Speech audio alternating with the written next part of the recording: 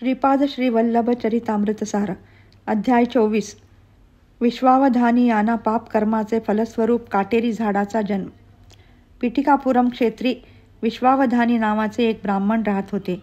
त्यांना श्रीपाद प्रभू हे श्री दत्तात्रेयचे अवतार आहेत हे मान्य नव्हतं.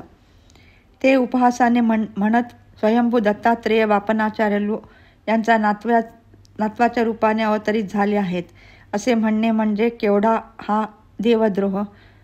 श्रीपाद प्रभू, माता सुमती, भगिनी राधा, सुरेखा, विद्याधरी दोघे ज्येष्ठ बंधू व्यंकट सुब्बय्या श्रेष्ठी नरसिंह वर्मा यांचे घरी मोठ्या प्रेमभावाने भोजन करीत असत. हे वर्तन कर्मठ विश्वावधानी यांना आवडत नसे.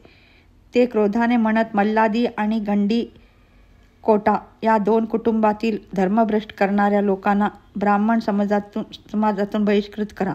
श्रीपाद श्रीवल्लभ प्रत्यक्ष श्री दत्तात्रेय आहेत याचे प्रमाण काय? असे तर्कवितर्क करणाऱ्या विश्वावधानीचा कालांतराने देहांत झाला आणि त्यांना पुढील जन्म श्रीपाद प्रभूंच्या अंगणातील एक काटेरी वृक्षाचा रूपात मिळाला. विश्वावधानी यांची मृत्यूनंतर करावयाची उत्तरक्रिया त्यांच्या नातवाने व्यवस्थितपणे न केल्यामुळे आणि त्यांच्या पापभार अति झाल्यामुळे त्यांना काटेरी वृक्षाचा जन्म मिळाला होता. त्या काटेरी झाडास श्रीपाद प्रभू मोठ्या श्रद्धाभावाने प्रतिदिन पाणी घालत असत. एके दिवशी बापनाचार्युलूंनी श्रीपाद प्रभूंना विचारले, अरे श्रीपादा, तुला हे काट्याचे झाड प्रिय का आहे? तू या झाडास श्रद्धेने पाणी घातलेस अथवा न घातलेस तरी हे झाड वाढणारच आहे. त्यावर श्रीपाद म्हणाले, आजोबा, आपल्या घराण्यातील विश्वावधानी आजोबा त्यांच्या मृत्यूनंतर या काटेरी झाडाच्या रूपाने जन्मले आहेत. याचवेळी गुरुचरण नावाचे एक दत्ता भक्त श्रीपाद प्रभूंच्या दर्शनासाठी आले. त्यांना आत घेऊन येत श्रीपाद प्रभू गुरुचरणास म्हणाले, आता तुला एक गंमत दाखवतो, ती तू बघ. त्यांच्याबरोबर बापनाचार्युलू सुद्धा होते.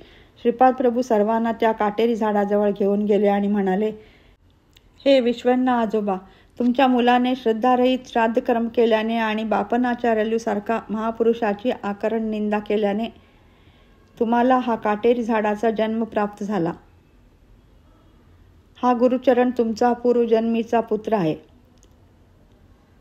त्यांच्या हातून श्रद्धापूर्ण भावाने मी आपले उत्तर कर्म करून घेईन. यासाठी तुमची संमती आहे ना? हे प्रभूंचे वक्तव्य ऐकून सर्वजण आश्चर्यचकित झाले. त्या काटेरी झाडास आच्छादिलेला विश्वावधानीचा प्रेतात्मा म्हणाला, श्रीपाद प्रभू, यापेक्षा मोठे भाग्य ते कोणते? श्रीपाद आणि गुरुचरणास ते काटेरी झाड उपटून त्यास अग्नी देण्यास सांगितले. गुरुचरणाने ते काटेरी झाड उपटून त्याचे दहन केले आणि नंतर स्नान केले.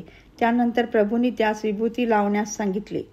अशा प्रकारे श्रीपाद प्रभूंनी त्यांच्यावर दोषारोपण करणाऱ्या विश्वावधानीवर सुद्धा कृपा करून त्यांना सद्गती मिळवून दिली. खरोखरी श्रीपाद प्रभूंच्या लीला अगम्य असतात. श्रीपाद राजम शरणम प्रपद्ये.